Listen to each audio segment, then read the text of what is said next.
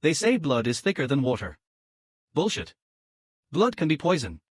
And mine came straight from a rusty pipe buried in lies, jealousy, and backroom deals made over my dead future. My name's Jack Riley. I'm 42 years old. I live in a trailer park outside of Evansville, Indiana. Well, I rent a trailer. Nothing fancy. One bedroom, a kitchen that smells like last Tuesday's chili, and a porch with a folding chair that squeaks every time I sit down. But it's mine. Or at least, it's paid for through next spring. I wasn't always here. 5 years ago, I had a house. A white picket fence. A dog named Buddy, a golden retriever who used to lick my face when I came home from work. I had a wife, Sarah. 2 kids, Emily, 10, and Tyler, 7. We lived in a 3-bedroom ranch on Sycamore Street. Mowed the lawn every Saturday. Grilled burgers on the 4th of July. Went to church sometimes, more for the community than the faith, if I'm honest. And I had a family. At least, I thought I did. Mom, Dad, 2 sisters, Linda and Diane. My brother-in-law, Mark. Cousins, aunts, uncles. Holiday dinners. Birthday cards with cash tucked inside. Christmas mornings with too many presents under the tree. I believed in all of it. I lived for it. I was the guy who showed up. When Mom had her hip replaced, I took vacation days to drive her to rehab. When Dad's truck broke down in '09, I paid for the transmission out of my savings. When Linda's marriage fell apart, I let her stay in our guest room for 6 months while she got back on her feet. No questions asked. Because that's what family does, right? You help each other. You stand by one another. You don't turn your back when things get hard. But somewhere along the line, I became the mark. The sucker. The wallet with legs. And they didn't just take my money. They took everything. It started small. Almost invisible. Like termites eating through the foundation while you're busy watching TV in the living room. It was Mom who planted the first seed. Jack, she said one Sunday after dinner, wiping her mouth with a napkin, you know, Sarah's been talking to that realtor friend of hers about selling the house. I looked up from my plate. What? No, she hasn't. Oh, I must have misunderstood, Mom said, smiling sweetly. She mentioned something about downsizing. Said the mortgage was getting heavy. Sarah and I never talked about selling. Our house was paid off. We had a little cushion in the bank. I worked steady hours at the warehouse, supervisor at Loban Freight Distribution. Made $68,000 a year. Not rich, but comfortable. We took a road trip every summer. Saved for the kids' college. Life wasn't perfect, but it was good. Still, Mom's words stuck in my head like a splinter. Later that night, I asked Sarah about it. She laughed. Your mom again? She's got this thing where she imagines conversations we never had. Probably heard someone mention real estate and twisted it into drama. I believed her. But Mom didn't stop. Over the next few months, she dropped more hints. You're carrying a lot on your shoulders, Jack. You ever think about moving closer to us? It'd be easier for the kids. That house is big for just 4 people. Might be smarter to sell before the market dips.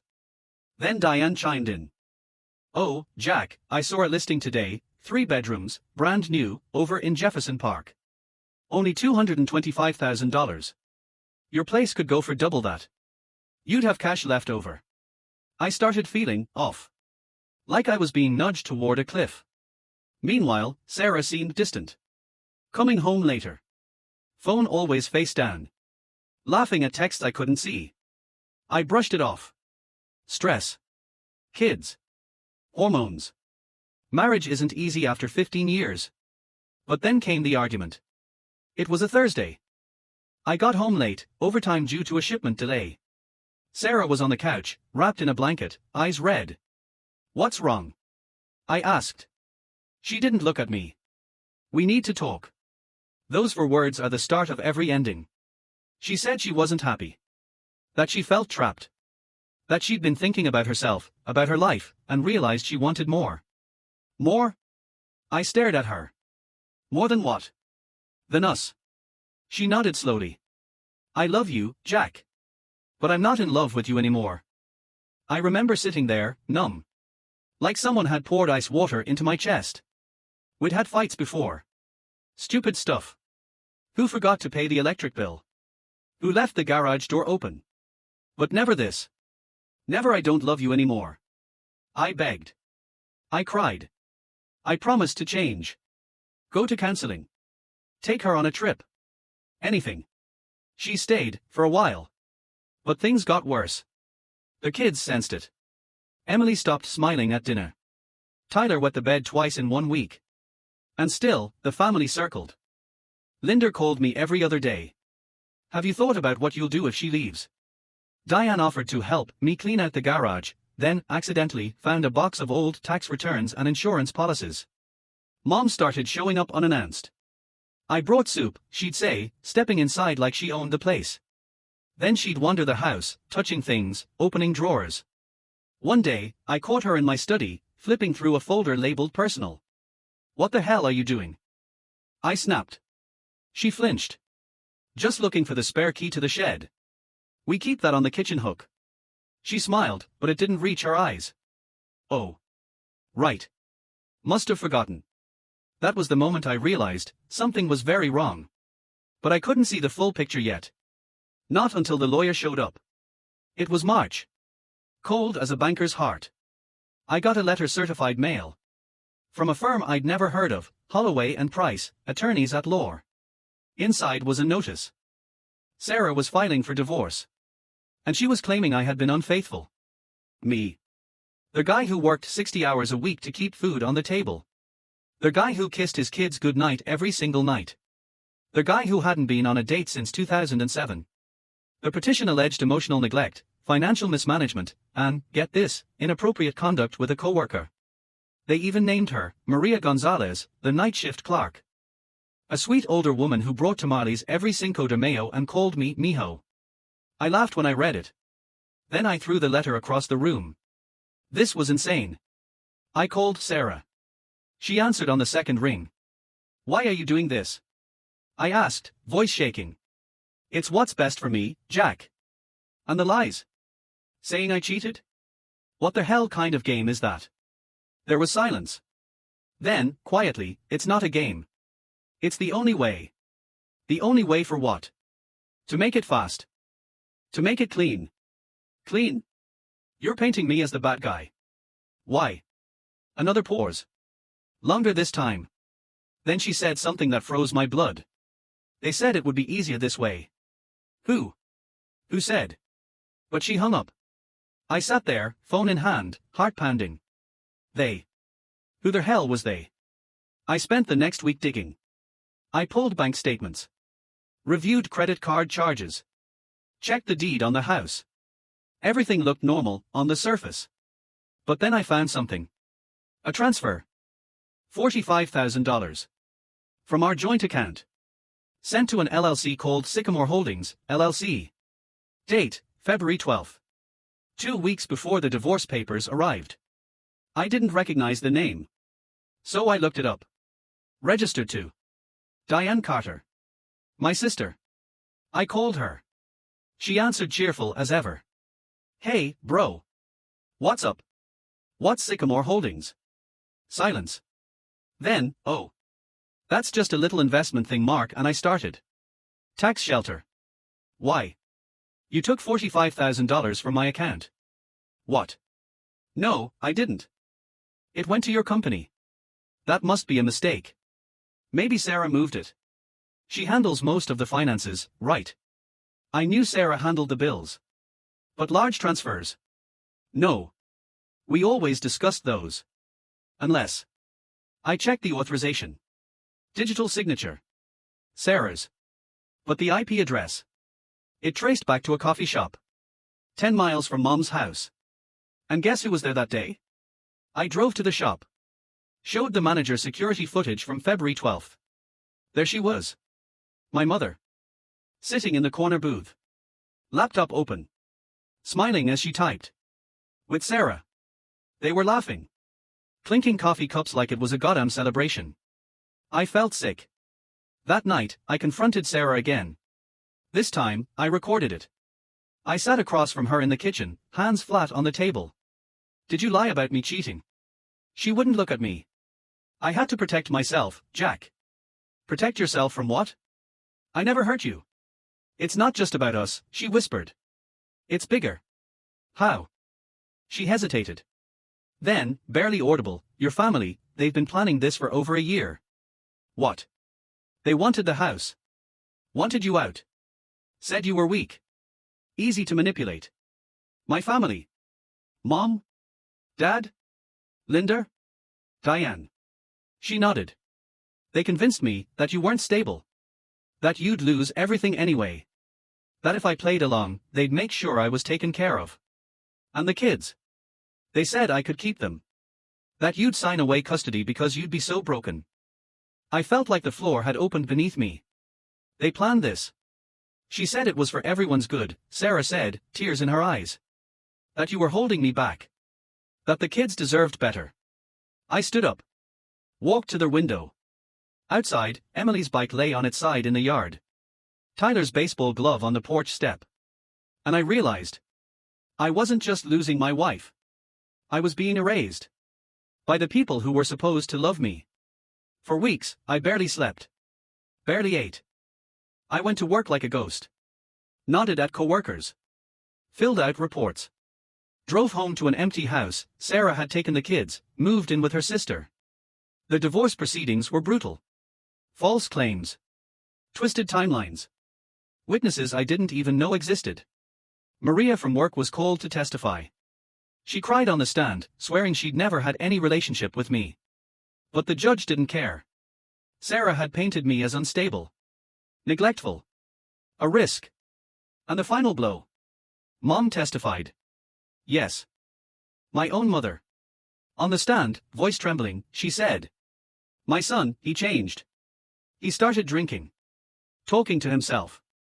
Once, he screamed at Emily for leaving her shoes in the hallway. I worried for the children's safety. All lies. Every word. But it worked. The judge granted Sarah full custody. The house was awarded to her, for the stability of the children. I got weekends. Every other. With a court-appointed visitation supervisor because, according to Mom, he needs to be watched. I lost $83,000 in equitable distribution. Most of it funneled into that damn LLC. And when it was over, they celebrated. I found the pictures on Linda's Facebook. A dinner at some fancy steakhouse. Mom hugging Sarah. Diane clinking glasses with Mark. Caption, family wins. Justice served. Justice? No. This wasn't justice. This was murder. Slow, cold, premeditated. And they thought I was done. They thought I'd crawl into a bottle and disappear. They thought I'd accept my fate. They thought I wouldn't fight back. But they forgot one thing. I was a Riley. And Riley men don't break. We burn. And when we rise from the ashes, we come with fire. I spent the next 18 months rebuilding. Not my life. No. I wasn't interested in happiness anymore. I wanted truth. I wanted proof. I wanted revenge. I sold what was left, the furniture, my dad's old hunting rifle, my wedding ring. I moved into a cheap apartment. Then a motel. Then this trailer. I lived on beans, rice, and gas station coffee. I worked double shifts. Took side jobs. Fixed cars. Hauled trash. And I watched. I followed Diane. Found out she was laundering money through that LLC, using it to hide income from a side business selling vintage guns online. I dug into Mark. Found tax fraud. 3 years of underreporting. Linda? She was sleeping with her boss, married, 2 kids. Company policy, immediate termination if discovered. And Mom? Oh, Mom. She'd been stealing from Dad's retirement fund for years. Diverting checks into a private account under a fake name. But the biggest prize? Sarah. I hired a PI. A discreet guy who didn't ask questions. Turns out, Sarah wasn't free at all. She was controlled. Every decision, from the house renovations to the kids' school, was approved by Mom and Diane. She wasn't liberated. She was a puppet. And the man she was really seeing? Not me. Mark. My brother-in-law. They'd been having an affair for 2 years. While I was working late. While I was fixing Tyler's bike. While I was kissing Sarah goodnight, believing we were okay. They laughed at me. In restaurants. In my house. In my bed. And now? Now it's my turn. I've spent the last 6 months setting the trap. Documents copied. Emails archived. Recordings backed up in 3 separate locations. I've learned things. About banks. About courts. About how easy it is to ruin a person, if you're patient. They think I'm broken. They think I've given up. But I've been sharpening my knife in the dark. And soon, I'll invite them all to one last family dinner. Same house. Same table. Same smiles. But this time, I'll be serving dessert. And it will be sweet. Very, very sweet. I used to think revenge was loud. Explosions. Gunshots. Screams. Now I know better. Real revenge is silence. It's watching someone walk into a room they think is safe, smiling, confident, and knowing you've already won. Because the trap isn't in the room. It's in their past. Buried in receipts, emails, lies they thought were forgotten. And all you have to do is pull the string. After the divorce was finalized, I disappeared. Not physically, though I moved so often even my P.O. box got confused. But emotionally. Gone. No more calls.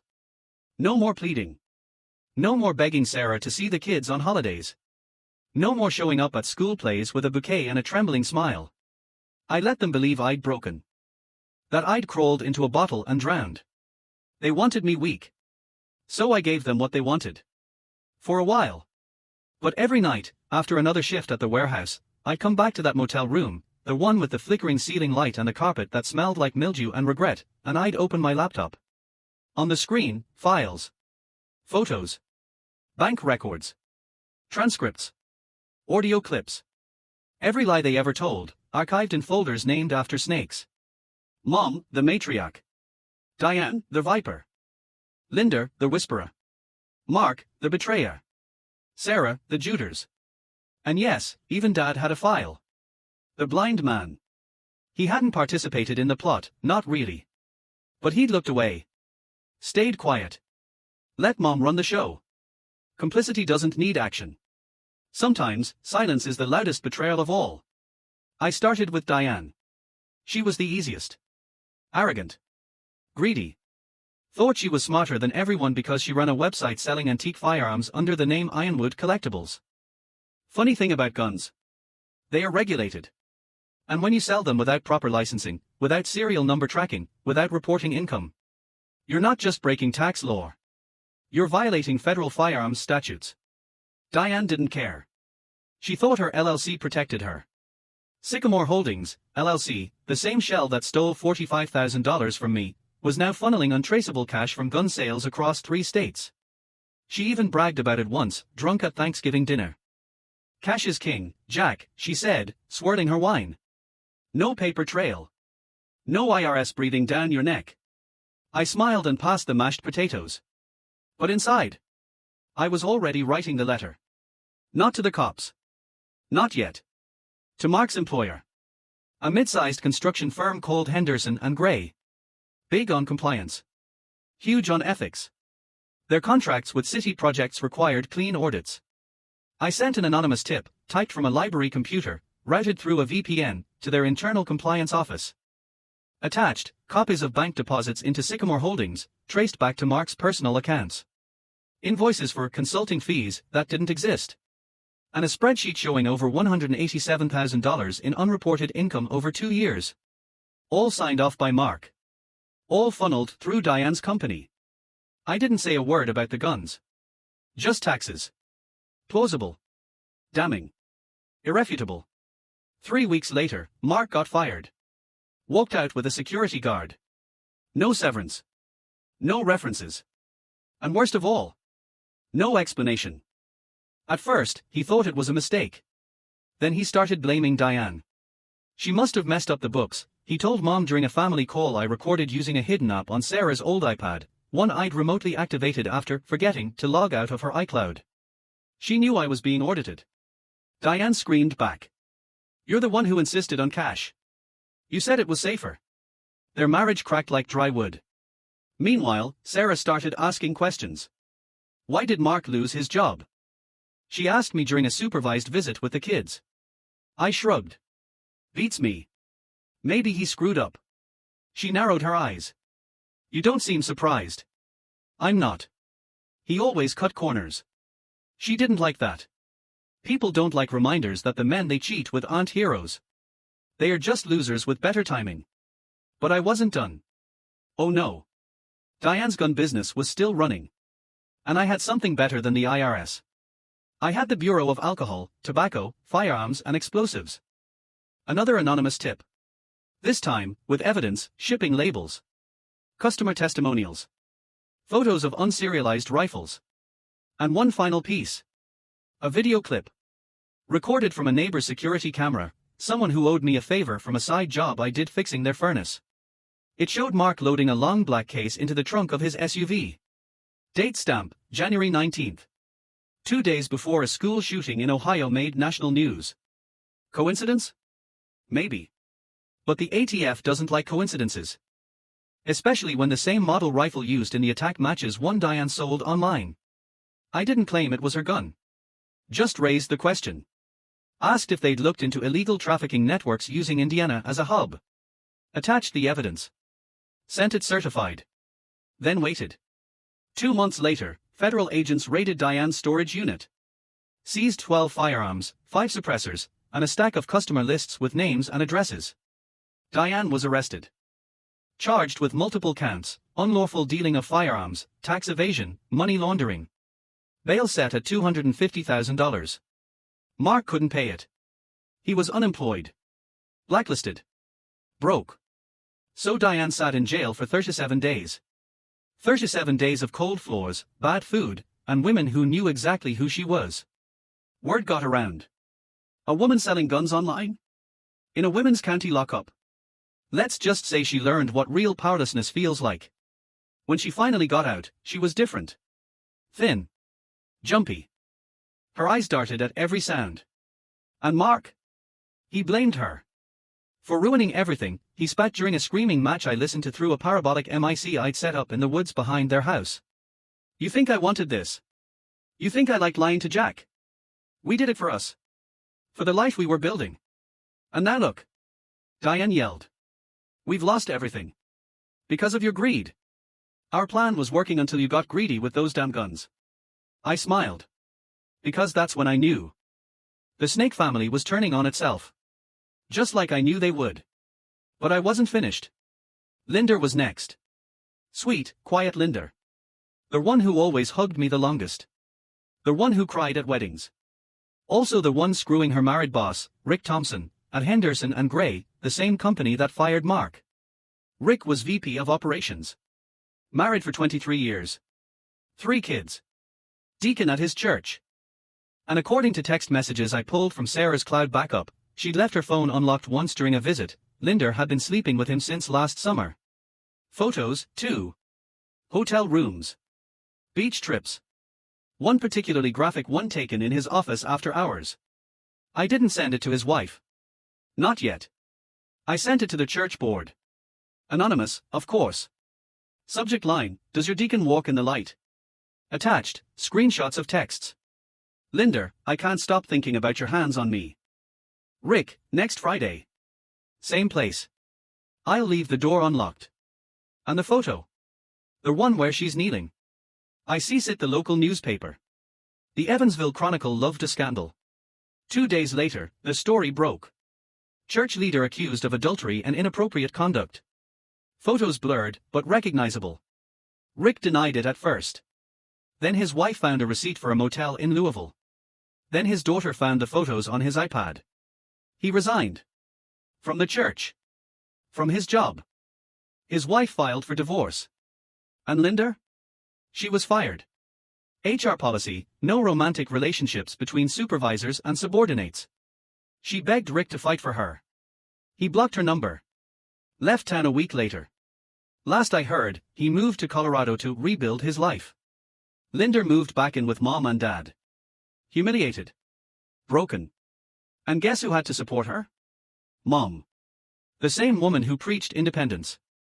Who told me I was weak for needing Sarah. Now she was feeding her failed daughter microwave dinners and pretending it wasn't her fault. I almost felt sorry for her. Almost. But then I remembered Emily's face when I had to leave her at Sarah's door. Tyler crying, "Don't go, Daddy." And Mom standing behind them, arms crossed, smiling. No. No pity. Only balance. And I was just getting started. Now came the hardest part. Sarah. The woman I once loved more than air. The mother of my children. The one who looked me in the eye and said, "I love you," while planning my destruction with my own sister. I could have exposed her affair with Mark. Easy. Photos. Texts. Hotel receipts. But that wasn't enough. If I revealed it now, she'd play victim. Say she was manipulated. Pressured. Trapped in a loveless marriage. And the court. They'd feel sorry for her. Might even restrict my visitation further. No. I needed her to fall on her own. So I waited. And watched. And helped. Subtly. I started by contacting Child Protective Services. Anonymous tip. Concerned citizen. Possible emotional neglect. Children showing signs of anxiety. Mother's new relationship with brother-in-law may be inappropriate. I attached nothing. Just observations. But CPS investigates any credible claim. They visited the house. Talked to Emily. Talked to Tyler. Found nothing physical. But Emily said something interesting. She doesn't hug us like she used to. And Tyler? He calls her honey and kisses her when we're not supposed to watch. CPS filed a preliminary report. Nothing conclusive. But now there was a file. A shadow on her record. And in custody cases, shadows matter. Then I struck at her finances. Sarah had no idea how much Mom and Diane controlled her. They picked her clothes. Approved her grocery lists. Even told her which school to enroll the kids in. She thought she was free. She was on a leash. So I leaked. Not the affair. No. Something simpler. Her credit.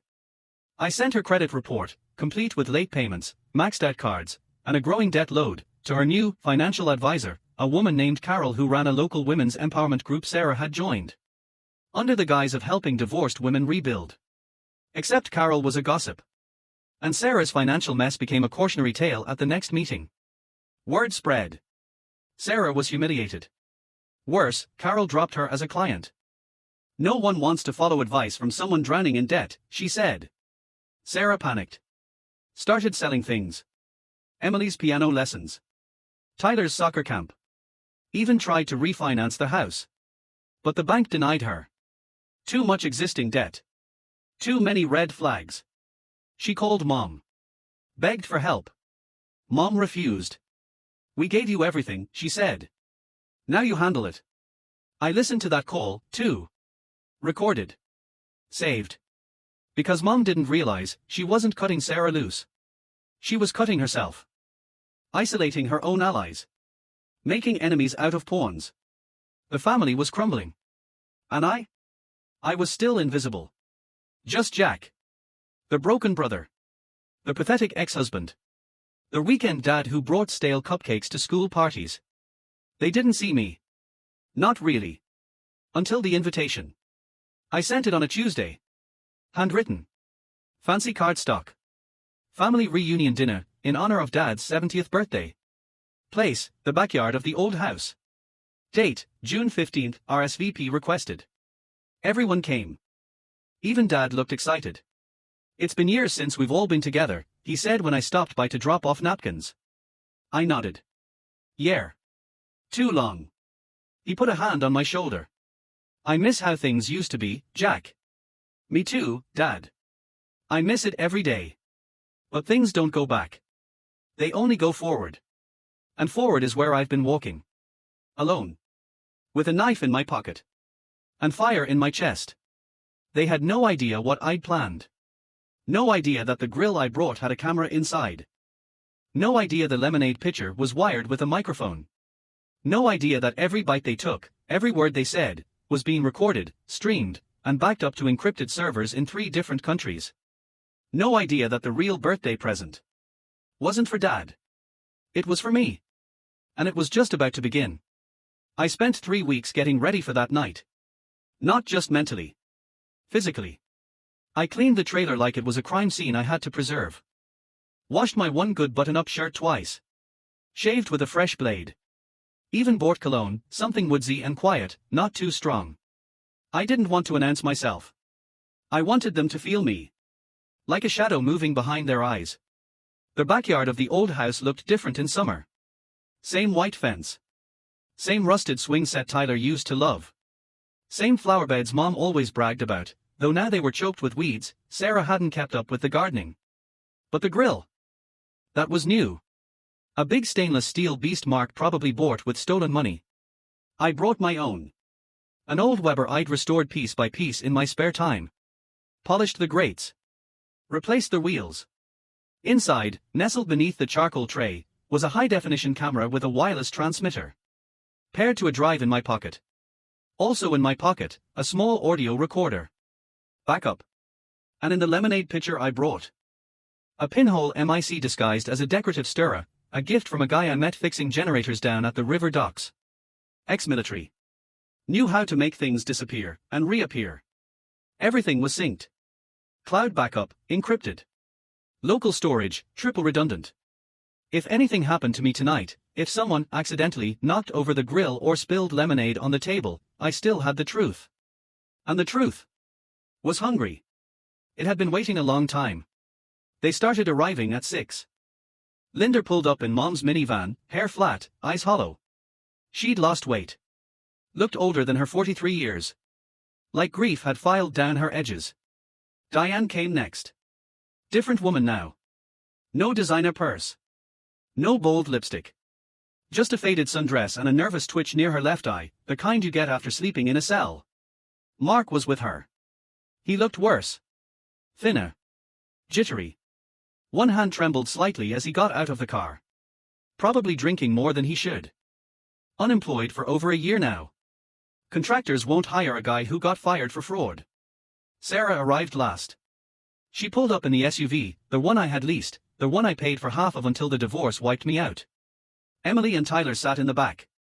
I watched them through the window as they climbed out. Emily didn't smile. Tyler kicked a rock. They saw me standing by the grill.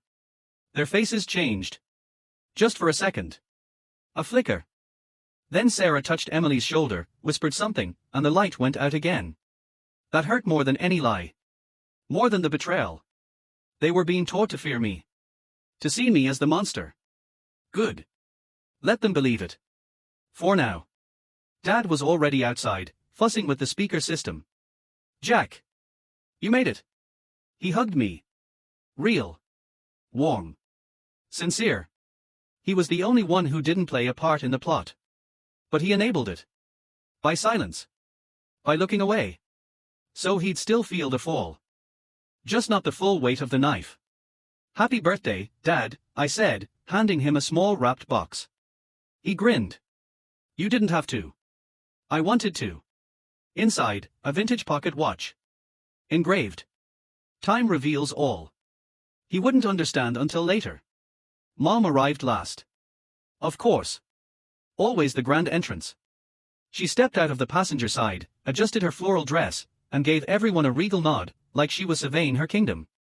Then she saw me. Her smile tightened. Jack. You're here. Wouldn't miss it.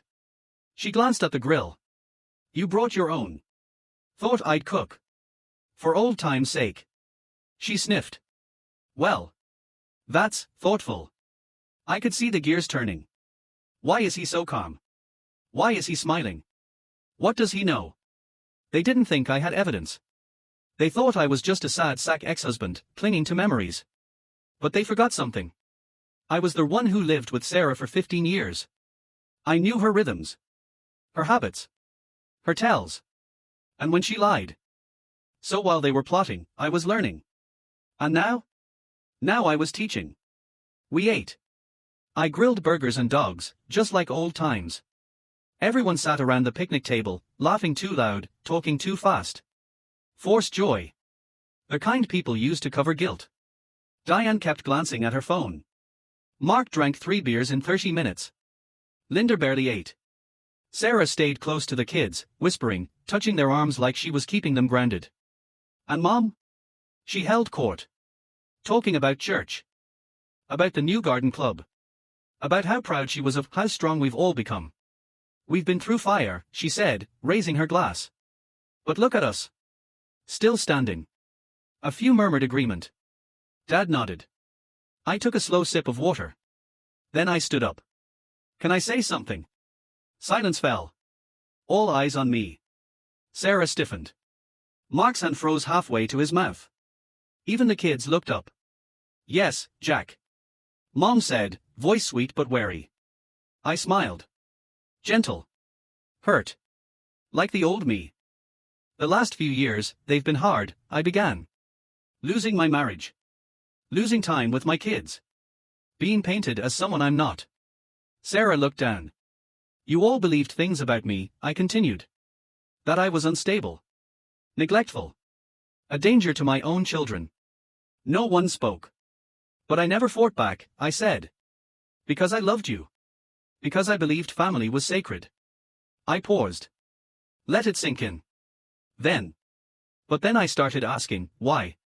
I looked at Diane. Why did $45,000 go to your LLC the same week Sarah filed for divorce? Her face went pale. What? Linda gasped.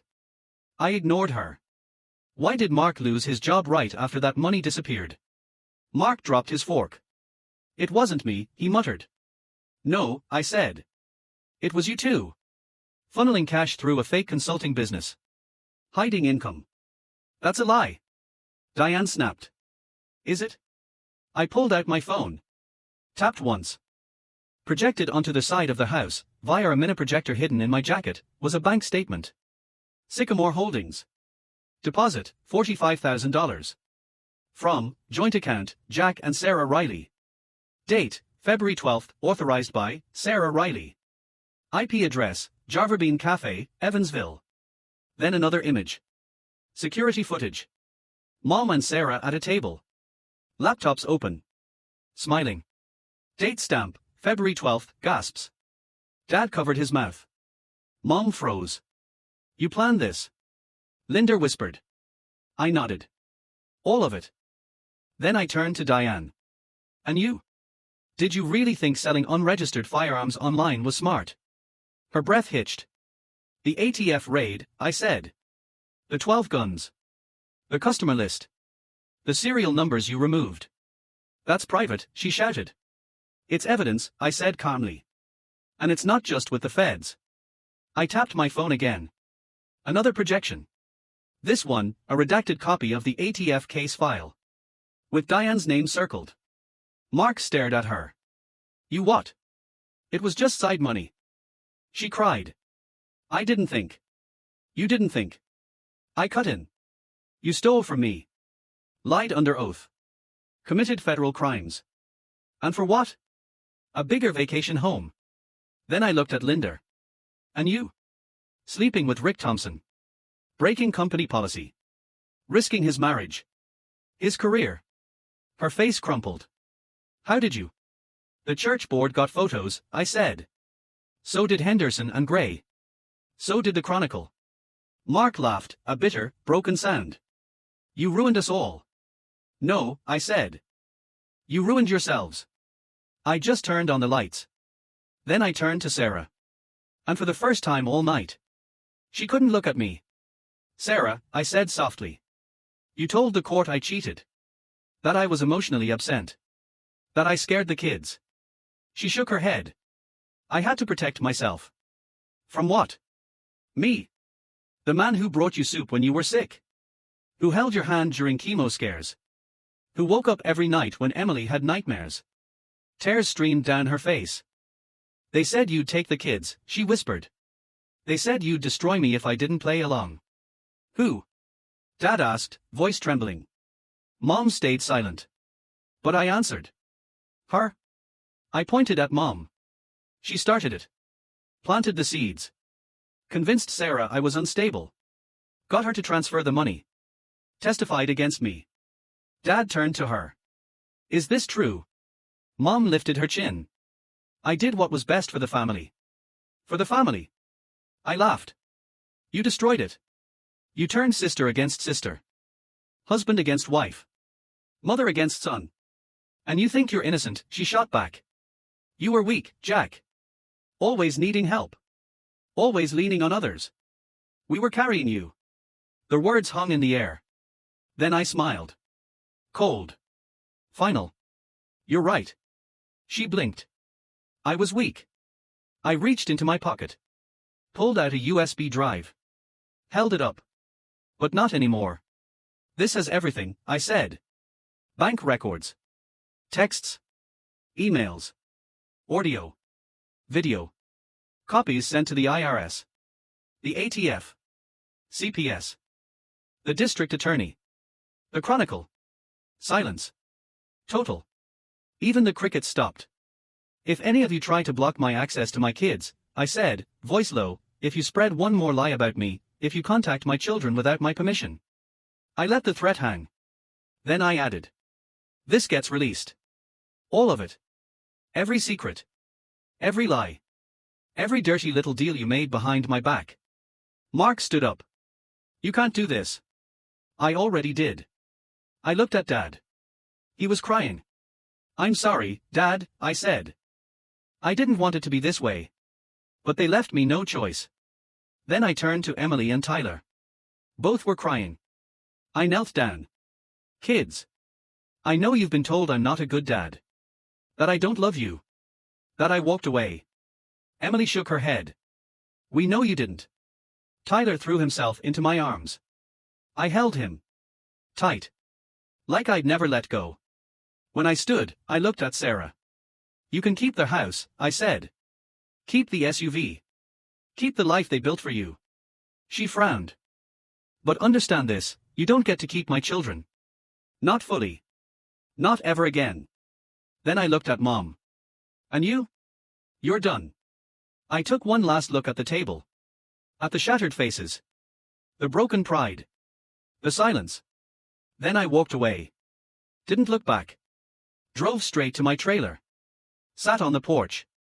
Listened to the wind. And for the first time in 5 years, I breathed. Free. They thought they buried me. But I wasn't buried. I was planted. And now? Now I was growing. Through concrete. Through lies. Through blood. And nothing, no one, would stop me from seeing my kids again. As equal parents. As equals. Not because a judge said so. But because I made it true. The war wasn't over. No. But the battle. The battle was mine. I didn't sleep that night. Not because I was afraid. But because I was awake for the first time in years. The weight was gone. Not all of it, some scars never leave, but the suffocating pressure, the constant fear of being watched, judged, erased. Gone. I sat on the porch of my trailer, coffee cooling in my hand, staring at the stars over the cornfields. Somewhere out there, Emily and Tyler were asleep. And for the first time in a long time, they knew the truth. Not all of it, kids don't need to know about their mother's affair with their uncle, or how their grandmother orchestrated a financial coup like a mob boss. But they knew enough. That I never stopped loving them. That I didn't abandon them. That I fought. And won. The fallout began the next morning. First call, Sarah's lawyer. Threatened me with defamation. Said I'd violated privacy laws. Claimed I had no right to terrorize her family. I let him talk. Then I said 2 words. CPS file. Silence. He hung up. By noon, a new email arrived. From a different attorney. Mr. Riley, we are prepared to discuss modifications to the current custody arrangement. No threats. No games. Just surrender. They knew. The evidence wasn't just real. It was unstoppable. And worse, they couldn't fight back without exposing themselves. So they folded. Within 3 weeks, the court ordered a revised visitation schedule. Not every other weekend. 50-50. Equal custody. Starting immediately. Sarah could have fought. Appealed. Hired private investigators to dig up dirt on me. But she didn't. Because she knew what I knew. Her credibility was ash. And CPS had already opened a formal inquiry into parental alienation and emotional manipulation by extended family. Mom was named in the report. So was Diane. Even Mark. The court-appointed therapist, who evaluated the kids, wrote this in her notes. Emily and Tyler exhibit signs of coerced loyalty. They express love for both parents but show anxiety when speaking negatively about the father, indicative of external influence. Strong suggestion of psychological manipulation by maternal grandmother and aunt. Game over. The house. She kept it. Fine. It wasn't mine anymore. It hadn't been for a long time. But the SUV. I filed a claim. Turns out, half the lease payments were made post-divorce using joint funds improperly awarded to her. Fraudulent asset retention. She returned it. I bought a used Ford Ranger, paid cash. No finesse. No flash. Just freedom. As for the family, they shattered. Diane moved to Colorado, same town as Rick Thompson, ironically. Tried to start over. Got a job at a hardware store. Mark followed a month later. Left in the middle of the night. Didn't tell anyone. Except he left a note on Mom's kitchen table. I can't live like this anymore. You turned us into monsters. I'm done. Linder stayed. Moved into the basement. Stopped going out. Stopped talking. One day, I saw her sitting alone on the back steps, smoking a cigarette, staring at the swing set. I walked over. She didn't look at me. I'm sorry, she said, voice hollow. I didn't say anything. Didn't forgive her. Didn't hug her. But I didn't walk away. I sat down beside her. We sat in silence for 10 minutes. Then I stood. If you ever need help, I said, call me. Not because I trusted her. But because I wasn't like them. I wouldn't punish weakness. Only malice. And Linda? She wasn't malicious. Just weak. Like I once was. Mom? She refused to speak to me. Blocked my number. Told church members I was possessed by bitterness. Wore black for 6 weeks, like she was mourning. Mourning what? The power she lost. The control. The illusion that she could decide who deserved love. Good. Let her grieve. She buried me once. Now she was buried in her own lies. And Dad? He called me 2 months after the dinner. Voice shaky. I didn't know, he said. I swear, Jack, I didn't know what she was doing. I believed him. But belief doesn't erase silence. I loved you, he whispered. I just didn't want conflict. That's the problem, Dad, I said. You chose peace over truth. And peace built on lies isn't peace. It's prison. He cried. I didn't hang up. We talked. For an hour. About Mom. About the kids. About how he felt like a ghost in his own home. I told him he could visit me anytime. At the trailer. At the park. Wherever. But if he wanted to see Emily and Tyler, he'd have to earn it. Not by blood. By action. He started showing up. At baseball games. At school plays. Brought ice cream. Sat in the back. Quiet. Humble. One day, Tyler ran up to him. Grandpa. Did you see my home run?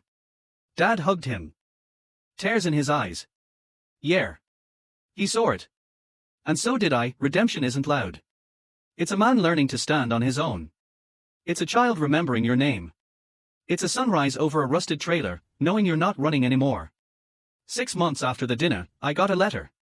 From the IRS. Diane and Mark were being audited, again. This time, criminal charges were likely. Asset forfeiture. Possible prison time. Same with Diane's gun case. Federal sentencing coming up. Minimum 5 years, if convicted. I didn't celebrate. I just filed the notice in my folder. Labeled, justice. Not revenge. Justice. There's a difference. Revenge is personal. Justice is inevitable. And I had both. But the real victory wasn't in courtrooms. Wasn't in arrests. It was in the small things. Like Emily texting me, Dad, I made pancakes. Can you come eat? Like Tyler sleeping over at my place for the first time. Like hearing them laugh in my tiny living room, building Legos on the floor, arguing over who gets the red block. Like Sarah calling, not to fight, but to say, Tyler had a nightmare last night. He asked for you. I drove over. Sat on the edge of his bed. Held his hand until he fell asleep. Sarah watched from the doorway. No words. Just a nod. And something in her eyes. Regret? Maybe. Relief? Possibly. But not love. Not anymore. And that was okay. Some doors close forever. And that's not failure. It's clarity. I still go to the diner sometimes.